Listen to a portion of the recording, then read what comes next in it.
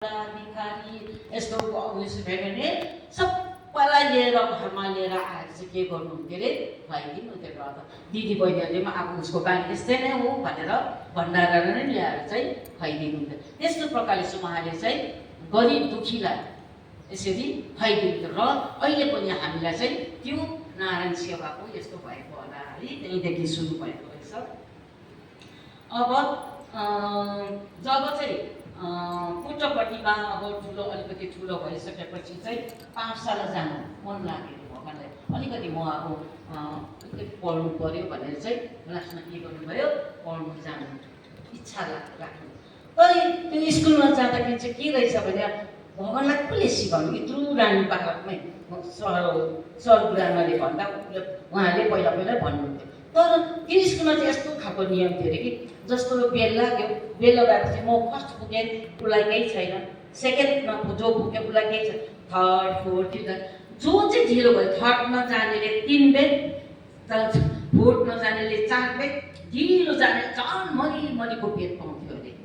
त्यस्तो त भगवान्लाई एकदम असह्य भयो अरे, यो त हुँदैन नै, कसरी कोही बेला बाटोमा के होला यस्तो त गर्नु हुँदैन भनेर उहाँले चाहिँ त्यो नियमलाई पनि उहाँले के गर्नुभयो, यस्तो गर्नु हुँदैन भनेर चाहिँ पछि त्यो पनि छुटकारा दिलाउनु भयो होइन। र उहाँ चाहिँ गुरु नै हुनुहुन्थ्यो यसरी नै। त्यहाँदेखि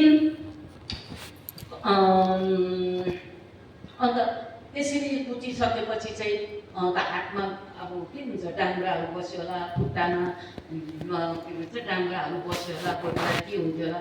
त्यहाँदेखि चाहिँ के भन्छ घरमा गएर अब कसैको साथीहरूलाई घरमा गएर चाहिँ लुगाफाटा मागेर ल्याएर चाहिँ जो चाहिँ ढिलो आयो, जो चाहिँ उयो भयो गरिबहरू छ उनीहरूलाई चाहिँ लुगाहरू ल्याइकन तिनीहरूलाई चाहिँ लगाइदिन्थ्यो। त्यहाँदेखि त्यो गाउँको उसले चाहिँ के गर्छ होइन, यो सत्यले त के गर्छ सबै लुगाहरू बाँडेर सक्ने रहेछ, अब चाहिँ हामी ताला लाउनुपर्छ भनेर चाहिँ ताला पनि लाउनु थालेको थियो। र अन्तमा के भने सत्यनारायण आश्चर्यजनक ज्ञानी भएर एकदमै ज्ञानी आफू भगवान् हुनुहुन्छ। गुरुले सिकाएका भन्दा अति चाँडो तिनी जान्थे। अब टिचरहरूले भन्दाखेरि उहाँले नै पहिला जाने जस्तो जान्नुहुन्थ्यो अरे। गाउँका गीती नाटक गाउँमा किनभने कोण्डामा राजु जो बाजे हुनुहुन्थ्यो उहाँले भयङ्कर नाटकहरू लेख्नुहुन्थ्यो, त्यो नाटकहरूमा पनि उहाँले भाग लिनुहुन्थ्यो। अन्त अभ्यास गरिएका स्रोत अनि गीतहरू तिनी सबै मुखस्त एउटा के दियो भने मुखस्त गरेर भनिहाल्नुहुन्थ्यो अरे।